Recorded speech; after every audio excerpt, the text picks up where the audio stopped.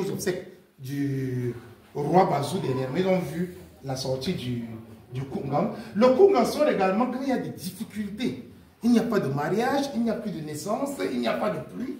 Ils sortent pour purifier le village. Ils dansent pour purifier le village. Et donc, ce n'est pas n'importe qui danse le Koungam.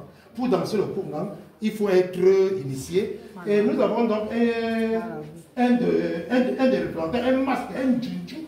Le djundju n'est pas là pour faire le mal. C'est le blanc qui a trouvé que le noir, c'est noir, et eux, ils sont blancs. Le mauvais est noir. Non, le djundju était pour le bien-être de la société. Quand il y a un problème, une maladie incurable qui dérange la population, nous, on fait venir notre Koungam, on fait venir nos médiums, ils dansent, ils découvrent de quoi il est question et le problème est résolu. Il y a des interdits dans le Koungam parce que le Koungam est une danse qui est, elle est vue par la population, vous pouvez assister au Koungam sans problème. Mais quand les membres du Koungam dansent, vous n'avez pas le droit de traverser dans les rangs du Koungam si vous n'êtes pas initié. Malheur à vous. Vous n'avez pas le droit de fixer le tas Koungam dans les yeux. Le tas Koungam, dans le Koungam, vous voyez le masque, il y a les cornes. Et les cornes dépendent de la puissance dans le Koungam. Notre masque a 5 cornes. Vous n'avez donc pas le droit de fixer le tas Koungam qui danse sans cornes dans les yeux. Une femme enceinte n'a pas le droit de traverser ou d'assister même au Koungam. Si une femme est enceinte, elle n'assiste pas au Koungam. Pourquoi? Ce n'est pas pour le mal. Le blanc va venir dire qu'on chosifie la femme en Afrique. C'est faux. Il ne comprend rien. Le Koungam travaille pour la purification. Ils enlèvent les mauvais esprits. Et quand on enlève un mauvais esprit, on le jette le plus, puisqu'on ne tue pas un esprit. Il retire et il jette. Vous allez voir très souvent dans nos sociétés, quand tu vas chez le marabout, il te lave, on verse ton eau à un carrefour les éléments, on dit pas sans regarder derrière, tant pis à la première personne qui vient traverser. On ne tue pas les esprits, il peut enlever. Toi qui es femme enceinte, quand le Koungam enlève les esprits, ça peut rentrer dans le bébé que tu as dans le ventre qui est encore tout pur.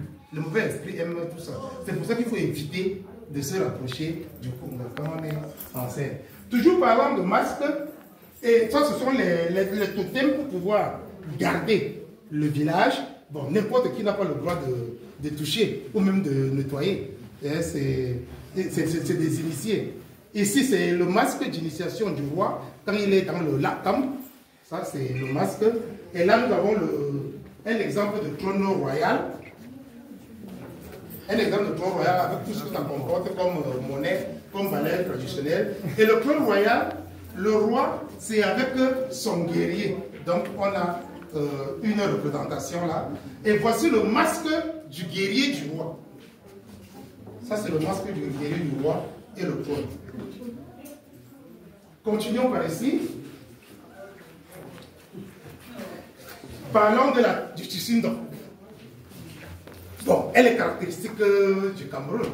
Quand j'ai fait un voyage en Italie, je marche, on était deux avec cette tenue. Beaucoup de blancs disaient « Ah, Eto, Eto !» En fait, ils étaient très contents de me voir en tissu. Donc, elle est devenue pratiquement le tissu caractéristique du Cameroun. C'est le tissu du grass-field. Parlons de ce tissu. Je vais vous parler de ce tissu et parler du concret exemple. Je suis content comme les reines mères du Riprem sont là. Il y a beaucoup d'erreurs. Comme on a vu que ça passe le marché, n'importe qui fait n'importe quoi et appelle tissu nord. Alors que ce n'est pas du tout le tissu nord. Bon, le tissu nord, il y a deux couleurs. Le bleu indigo, on s'ouvre le bleu ciel. Le bleu ciel qui représente le ciel, qui représente la mer, le Nil, parce que nous sommes les peuples qui viennent de loin. Il y a le blanc qui représente la vie, la pureté. Ce cercle concentrique, ça c'est l'exemple vraiment du tissu que nous avons dans ce musée royal. Ce cercle concentrique représente le cycle de la vie.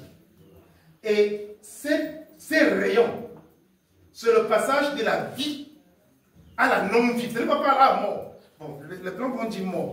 Chez nous, c'est la vie et là où il n'y a pas de vie.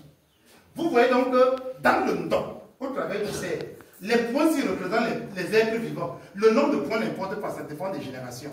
Donc, on va de êtres vivants à là où il n'y a pas de vie. Vie, non-vie. Vie, non-vie. Si je vois vie, vie, il y a erreur. Dans le Ndok, on ne passe pas de la vie à la vie.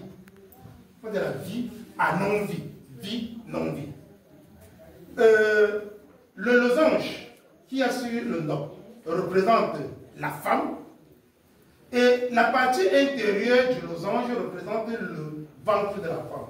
Et le bleu de la partie intérieure, c'est le liquide qui procrée, qui donne la vie chez le Bamileke.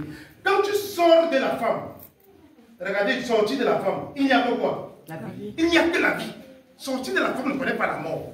La femme a une très grande importance dans notre société traditionnelle. Elle est source de vie, elle est source de joie. Regardez les clés du nom. Vous n'allez pas voir, le clé n'est pas ligne droite